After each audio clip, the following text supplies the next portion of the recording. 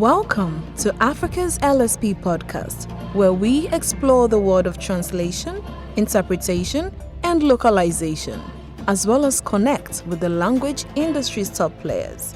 From language service providers to the businesses and individuals who rely on their services, we'll be delving into the challenges, opportunities, and trends shaping the industry. Join us as we discover the power of language and the impact it has on connecting Africa and the world. Brought to you by Multilingual Consult and hosted by Natkin Taylor. Africa's LSP podcast is the go-to podcast for all things language in Africa.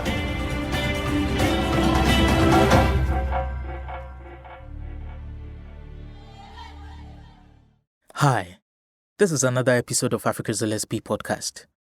And I'm really excited because we have an amazing lady with us today who's going to be talking to us about Yoruba, one of Africa's most widely spoken languages. And of course, a language in which I have a personal interest. My guest today is Oluwadamilare Igbayiloye.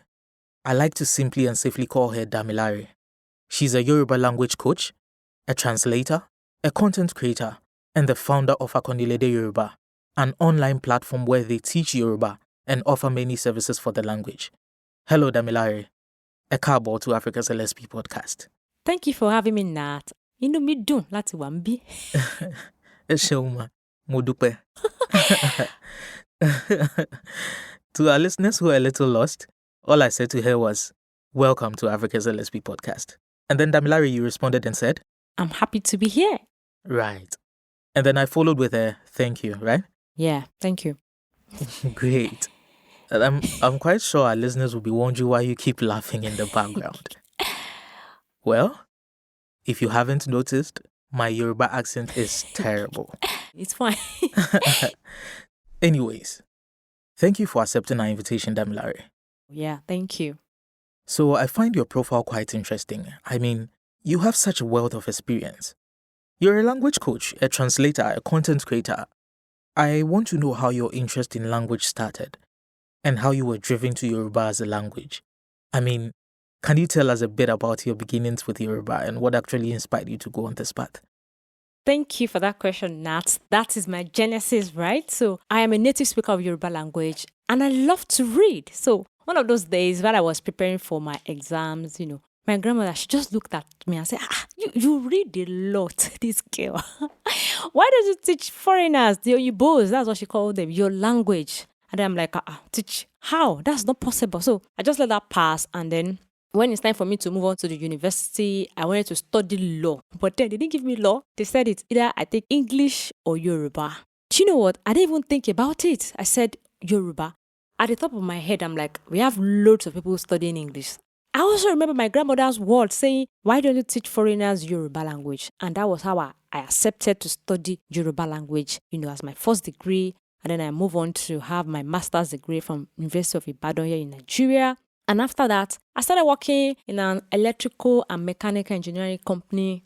I was one of their sales person then. And one of those days, one of them came to me and said, Damilare, you don't belong here. Why would you say I don't belong here? Because they will come to me to know the meaning of a word that they heard maybe on site with other engineers in Yoruba. I would tell them the meaning from English to Yoruba, from Yoruba to English and all. So he said, Damilare, you don't belong here. Just go. That word hurt me. Even though my husband has been encouraging me to start teaching, his cousins Yoruba language. I'm like, I can't teach Yoruba or I just want to do music with the language. Let people know me like, we have this popular artist in Nigeria. Yeah, she sings beautifully in Yoruba language. And I want to just be like her. I'm trying to be like someone else. I don't want to be like me, So eventually I accepted and I agreed to start teaching Yoruba language. Immediately I decided to start. We came up with a name, myself and my brothers and my husband. And we named it Akondilede Yoruba after searching for what to do. And I wrote the name on a shirt that I wore one of those days while I was going out. And my neighbor's child, I read that she wanted to read what was written on my shirt and she was struggling to pronounce the word. And then it dawned on me, no, if a girl that is here in Nigeria, she's struggling to pronounce a word and she's still here in Nigeria, how much more those that are not in Nigeria? That means this is a major problem that I need to solve. And I told their mom, can I start teaching, your children? And then she accepted. Thank God that she accepted. If she had not accepted for me to start teaching our children, maybe we wouldn't have a Conle Yoruba today. So I started with my neighbor's children, and I would give them biscuits, juice, just to, improve their interest in learning, because it's not their regular subject that they learned in school. That was how I started in my living room every Saturday. That was November 2018. So up to 2019, in fact, that was the time I got a space in a school. And guess what? No parents brought in their children for me to teach them Yoruba, because there are no awareness about the importance of our mother tongue. And I was honestly discouraged. But my husband, kept on pushing me. You can do it. Don't give up. Don't give up. And here I am today. I have not given up, and I'm not sure I will give up. Oops, that's my story. That's really fantastic. Thank you so much for sharing that. I find it really interesting that at the point where you had to make a major decision for your life, you remembered your grandmother's words from when you were a child. For me, it kind of cements that long-standing African cultural characteristic of respect for our elders, and the fact that their words carry weight in our lives. I really appreciate that. So yeah, fast forward. You learnt this language and now you're, I would say, an expert when it comes to Yoruba. How has your knowledge of the Yoruba language contributed to your career and professional life? Thank you. For me, yes, I studied the language, but it took me like up to 10 years after I graduated from school before I could own it and accept it that, okay, I want to do this thing. And trust me, it has opened me up for opportunities both locally and globally. There are things that I have been able to do that if it's not Yoruba, if it's law, I'm not sure maybe they will know me. But then with this Yoruba, I've been able to do stuff, like I said, both globally and here in my country, Nigeria. It has improved what I've been able to do, and also to help other language teachers who study the language and they are confused. They don't know what to do about the language. I've been able to help them gain clarity. I've been able to, create a course, a blueprint course that they can follow my step on how to monetize their knowledge. And I have also gained other benefit that I can't share on air, right? So thank you. And what about economic impact? I ask this because most of the times, and more so here in Africa, when you tell your folks that I'm going to the university to study languages, especially African languages, the next thing you hear is, where do you go carry am do? And let's be honest, sometimes it's not even your parents or friends who ask these questions. Some people ask themselves, if I learn this language, how is it going to be of economic benefit as compared to, for instance, me learning French? So I'm sure there's someone listening to us right now who's in a similar situation and would really like to know how studying Yoruba has benefited you financially. Okay, the economic part, I would say it has not been, smooth, right? So when I started with my neighbor's children, she was not paying me. Like, I was just doing it out of passion. I just want them to learn the language. So money might not come first as a language teacher. In fact, don't put money for money should not be your goal. Your goal should be that I want to impart the knowledge. I want to transfer the knowledge to, the children or your students of any age that you chose. So if you want money, you need to be open to create your own content. For example, you can go into translation, you can create content for children, you can create for teenagers, specific content that can fetch you money. And after a while, like after 1 year, parents started, paying me. That was when COVID happened and everybody's at home with their children. What would they do? They want to get the children, involved with something, and they were searching online and they found a language school, Akonle Yoruba, and they enrolled. So that was when money started coming in for me. I was not getting money at the initial stage. So for a language teacher,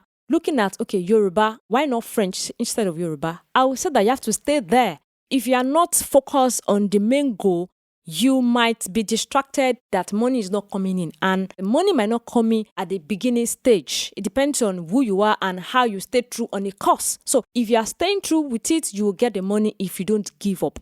Thank you.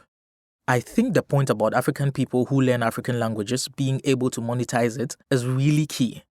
And I like the work that you're doing in creating that advocacy. And also by the way you do it actually. You're showing the young ones coming up that the decision to study an African language in the university against all odds is not and can never be a limitation. What you're saying to people against popular opinion actually is that me studying Yoruba doesn't mean I have to become a teacher by all means. I can be a translator, I can be an interpreter, I can be a content creator. You know what? I can even be all of these if I want to. All I need to do is to know how to. So now that we've cleared that out of the way, let's talk about Yoruba itself. We know Yoruba is really one of the major languages in Nigeria. And per my knowledge, it's actually a group of languages. As in, it has many other varieties or dialects. You would know more about this, so tell us about the language itself. Its varieties and any other thing you want us to know about the language. Thank you, Nat. Yoruba language is a dynamic language. And if you are not a good listener, you'll be confused that, but I thought you said this means that. The language is a tonal language. You will hear one word having 4-5 meaning, and you can only use them at different contexts. So the language is contextual. It depends on where and how you want to use it. So we have the tone, the do, re, mi. So the tone differentiates it from every other language. I don't know what is applicable in maybe Hausa or Igbo, I don't know. But for Yoruba, I know that without a tone, you can't have a meaningful word and your listener might be confused about what you are saying.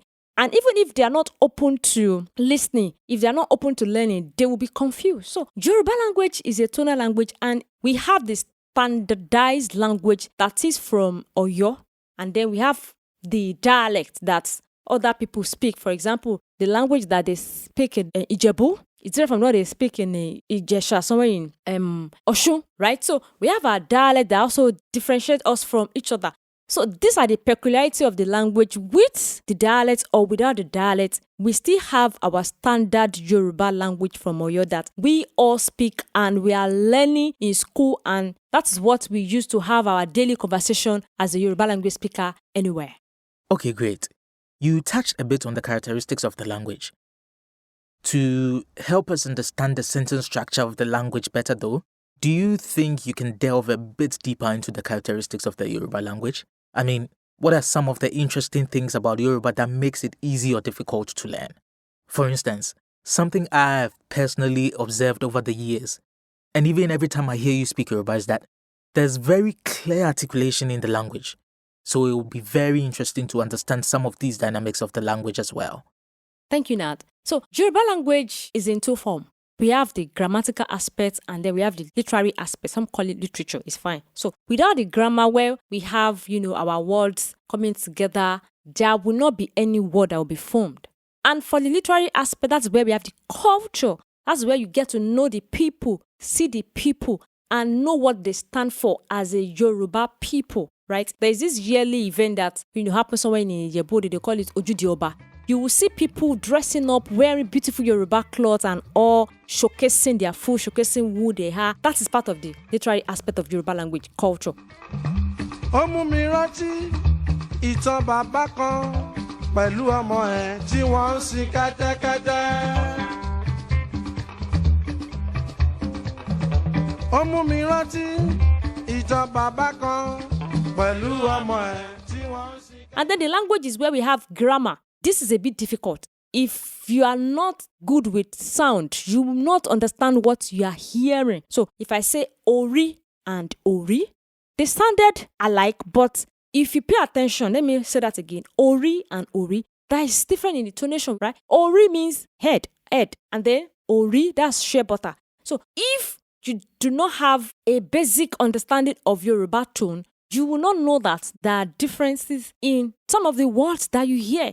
So the grammatical aspect helps us to understand Yoruba more and understand the meaning of words that is being constructed. Interesting that you mentioned Ojudioba. I've heard and seen a lot about this festival, and I really hope to be there one day to behold Yoruba culture in its purest form, actually. Now, talking about Yoruba culture, what are the Yoruba people mainly known for? I know for sure that flamboyant dressing will show up somewhere in your response. Yeah, because looking at you now and judging from all your pictures on LinkedIn, I see a very colorful, very African and traditional cultural look. What are some other significant ways of life of the Yoruba people that you want to share with us today? Thank you, Nat. So you've been checking me all around, even on LinkedIn. It's fine. So for Yoruba people, number one is our appearance. Number two is our culture. Number three is our food. And we have lots of them. So let me dwell on the three. Our appearance.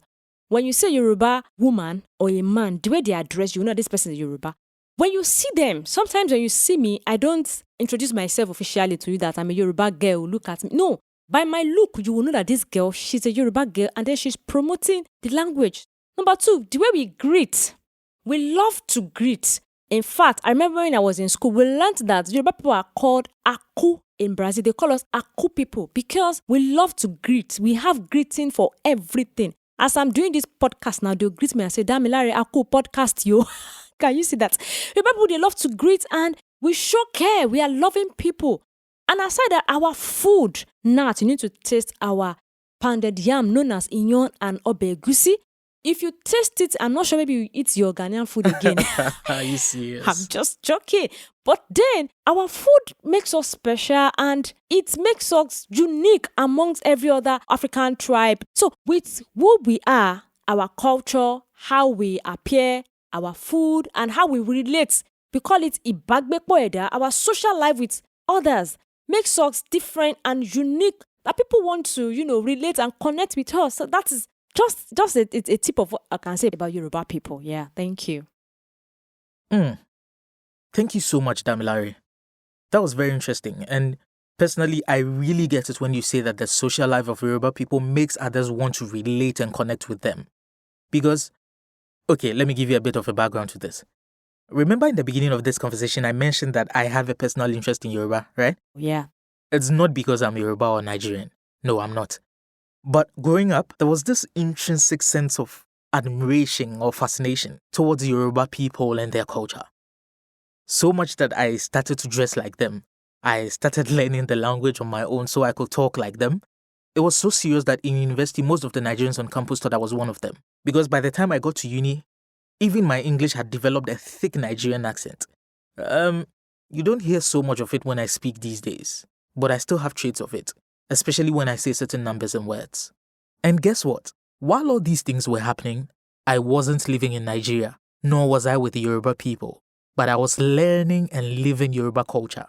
Back then, I didn't understand it. All I knew was that there was something. There was just something about these people that made me so much want to be like them. But later in life, I realized that it was through Yoruba music that I got addicted to Yoruba culture. And being musical myself, it made so much sense. Because at a very tender age, I was already exposed to the likes of King Sunny Ade.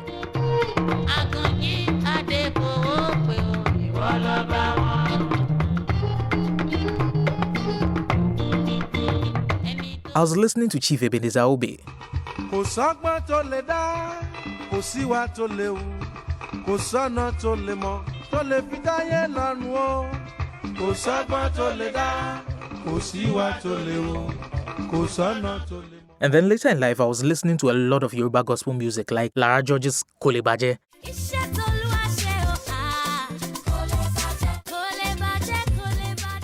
Yin Logo by Folake Omosin. And that Igwe album by Midnight Crew was also massive at the time. By this time, I was already fully in love with Yoruba culture. But the point of culmination was actually when I found Asha's music. Oh my God. Her music just did it for me. I mean, the likes of Bamidele,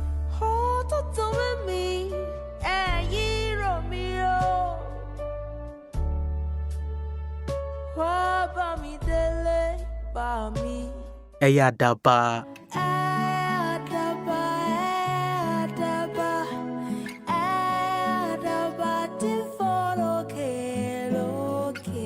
and songs like Bimbanke and so many others. Oh my God.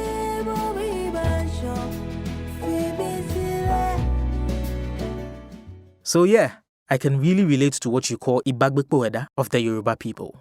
Wow. Yeah. Anyways, now I want to touch a bit on your work as a translator. Tell us a bit of some of the content you've had to work on. By content, I mean thematically. As in, is it pharmaceutical content? Is it interviews? Is it science? We would like to know a bit about that and also how your work as a translator has been in general. Thank you, Nat. So for my translation job, I have done a couple of work, here in Nigeria and outside Nigeria. I've worked on business content. I've worked on academic content, loads of academic content. I've worked on medical content. I've worked on engineering content. That was my first international translation job. It took me for almost a month. I had to, invite other translators to join me, to pull the project up. And I've also worked on some project for United States of America Embassy. I have worked on individual projects. I've worked for some organizations here in Nigeria and at the global level. And the experience has been really, really amazing because you have to research. There are some words that there are no meaning for. You have to create your own. Someone like me, I love to create words. Let me just understand the meaning. I will create my own meaning. That's why I have the knowledge. So the translation journey for me has been a beautiful one. And it has also been what has stretched me to leave my comfort zone to ask questions, create words, research, and, bring out the best for the client. Yeah, thank you. All right, that's great. Thank you so much. Still with regards to translation though, are you part of a translation community in Nigeria? That's if there's any. And what are some of the ways you engage as a community of LSPs in Nigeria? I'm aware we have a community of translators here in Nigeria, but I am not part of the community because translation is not my core. It's just one of what I do, part of what I do. But I hope to join them anytime soon. Yeah. All right, that's okay. So let's now talk about some business aspects of the language. Let's take a scenario where a client has a tech platform like TikTok or Instagram, and they want to localize this platform into one local language in Nigeria. Which language in Nigeria would you recommend and why?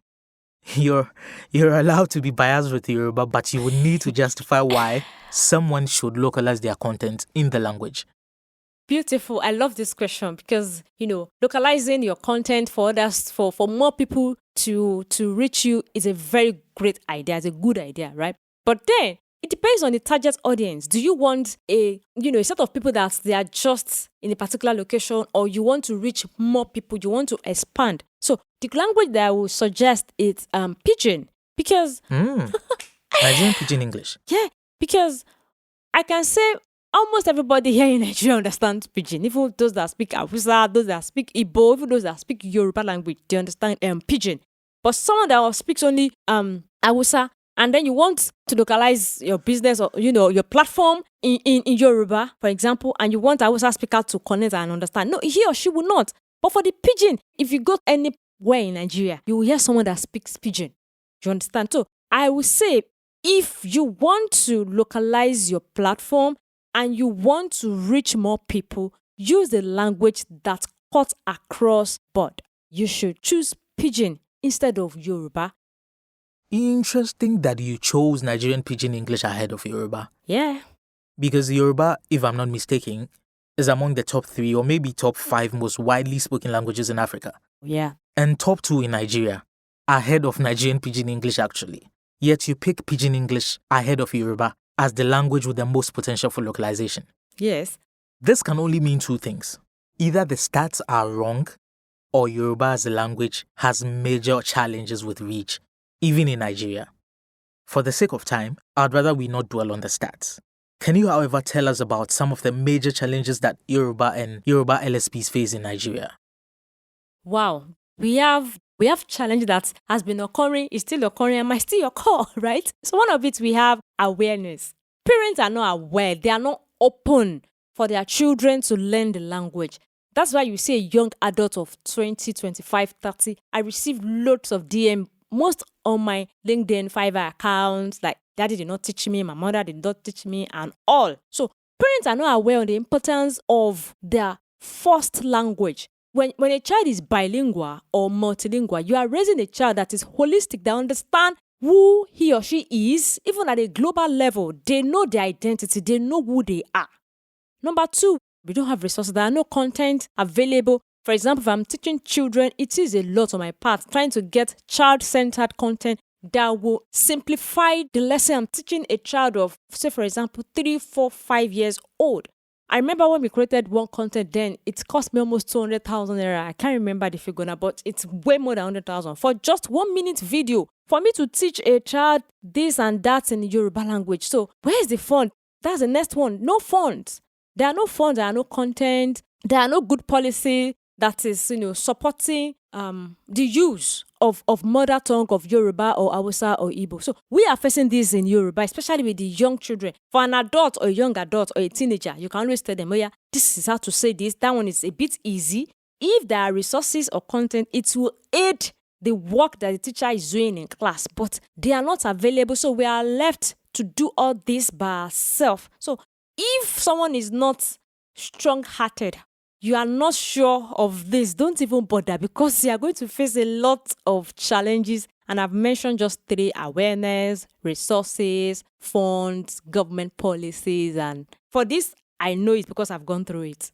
Yeah. Thank you, Damilare, for the tremendous effort you're making in promoting Yoruba. Your passion for the language is truly inspiring, and I believe that your work is helping to raise awareness and promote enlightenment about the importance of learning and preserving African languages in general. It's been an absolute pleasure to have you as a guest on our podcast, and I've thoroughly enjoyed listening to you speak. Thank you. Before we wrap up, I'd love for you to share any final thoughts that you may have, whether it's a message of encouragement for those who want to venture into the language service industry, those striving to learn a new language, or any interesting personal anecdotes. We would love to hear it. Thank you, Nat. This has been an interesting conversation, and I'm glad for being here. Now, my advice goes to parents. If you are a parent and you're listening to me, please, this is the right time for you to allow your child to learn about your mother tongue. Don't leave it to chance that, he or she will pick it naturally. How? It's not possible, my darling. It's not possible. You have to be intentional about it. Open up your child to your language early enough, start right, and do it right. A child that knows who he or she is can stand any challenges of life that comes. Now, for example, I always say this, Edemi, Idanimomi, my language is my identity. It is when I know who I am, that's when I can do much more in life and I'll be productive. So you have to raise a child that knows who he or she is right from home. And if you need help, if it's for Yoruba language, you can reach out to us at www.akoniledeyoruba.com. You can have a free consultation with me, to ask questions on how to get started and what to do. Beyond sending your child to school, raise a child that is bold, that knows who he or she is. Raise an holistic child. Yeah. Thank you. Thank you so much, Damilare. It was a pleasure to have you. We will include a link to your LinkedIn profile in the podcast description so that listeners who are interested in connecting with you can do so easily. It's been a pleasure having you as a guest, and we look forward to keeping in touch. Thanks again for your time and contributions. Thank you for having me, Nat. God bless you. And I will say kudos to you and all the team at Multilingual Consult. Thank you.